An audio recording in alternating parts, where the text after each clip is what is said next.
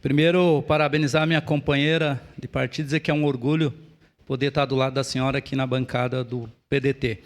E dizer que defender os animais é defender a vida. Não podemos tolerar nenhuma violência contra os animais, nenhuma.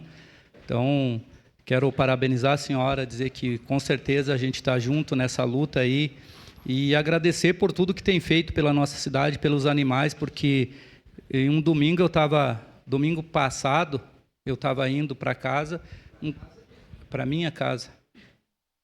Aí um cachorro foi atropelado e a gente ligou imediatamente, a gente teve ajuda e hoje ele já está em casa, né? Então isso é maravilhoso, isso não tem o que a gente falar, né? Então agradecer mesmo de coração aqui, eu falo em nome de todas as pessoas aí que a gente conversa. Minha filha é uma fã da vereadora, então parabenizar pelo projeto aí, dizer que com certeza a gente está junto nessa caminhada aí. Muito obrigado.